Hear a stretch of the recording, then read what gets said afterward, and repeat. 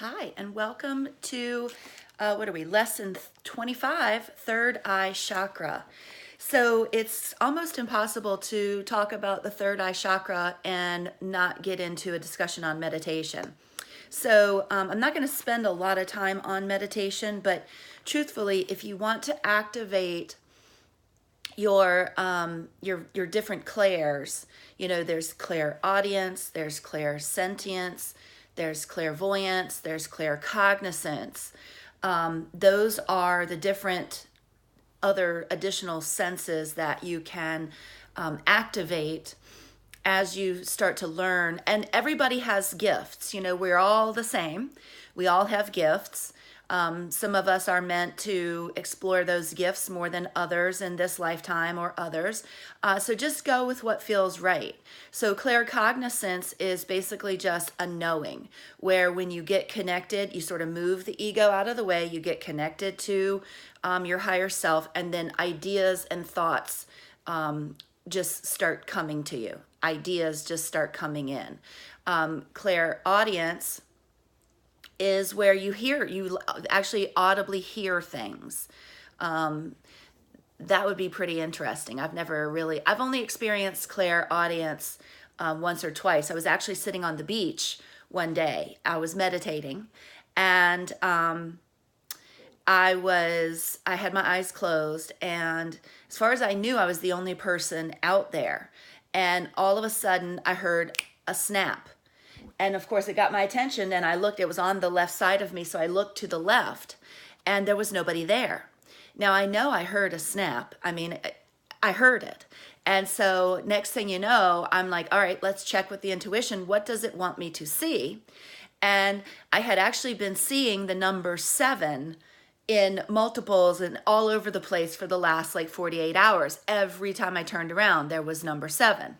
And so I'm looking around and looking around, not thinking about the number 7, but then for whatever reason, there was a lifeguard stand, and I just turned and sort of looked at the lifeguard stand, and there was a big number 7 on it.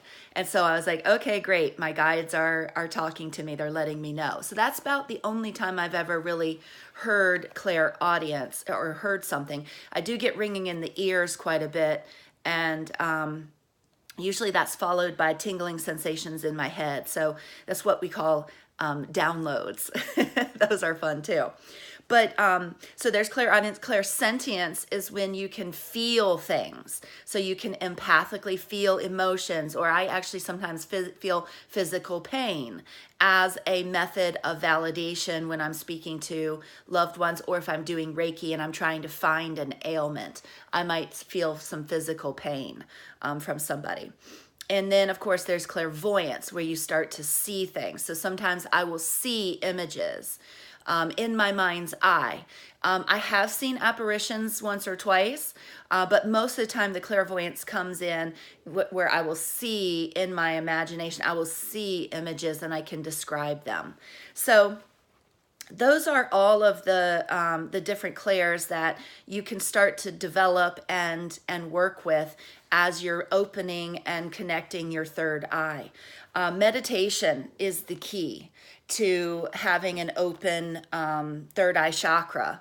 So, getting into doing some sound therapy as well. You can YouTube those videos and do some sound therapy, but meditation really is the best way to get connected to your third eye. So the affirmation is, I see all things with clarity and love. And then, of course, the sutra is, I'm giving birth to the gods and goddesses inside me. They express all their attributes and powers through me. So, it's interesting because even as I was writing this course, I'm like, how am I going to write this? How am I going to know what to do? And then I keep remembering that I have access through my third eye, through the crown chakra, through the connectedness. I have access to infinite intelligence. And so at any time when I was writing this material and I kind of got stuck, I would just stop, get quiet, and start channeling. And every single time the information came through. So I just wanted to go over a couple of things. If we have an excess energy in our third eye, that might show up as delusions, hallucinations, obsessions, nightmares, and difficulty concentrating. And if there is a deficiency, then I might be insensitive, I might have poor vision, poor memory, denial, a lack of imagination, and difficulty seeing what's right in front of you. Just denial in general. So nightmares are definitely a sign of an interference or a challenge with your third eye. And so one of the best exercises that you can do if you're experiencing nightmares is write down when you wake up, as soon as you get up, before you have a chance to forget anything, write down what happened. And then you get to decide. Remember, you are the thinker in your head, the only thinker in your head. Okay.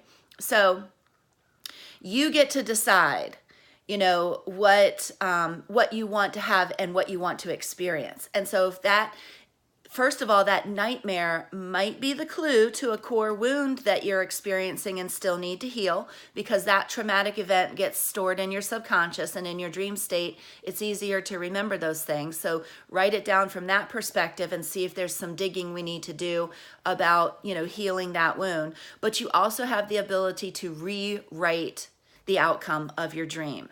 And so as you are writing down what happened, rewrite and decide how you would like that dream to end. Meditate on it, especially if you have recurring dreams. Having those recurring same scary dreams, you definitely want to go to this exercise.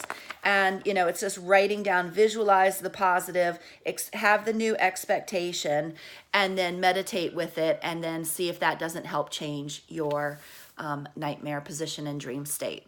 So making sure also that, a lot of times people talk about the third eye gets calcified. Calcification can block the third eye. So making sure that you're getting plenty of rest, making sure you're drinking enough water, and staying away from fluoride is one of the things that they say causes calcification on the third eye chakra. So, meditation, though, is the big, big key for that one.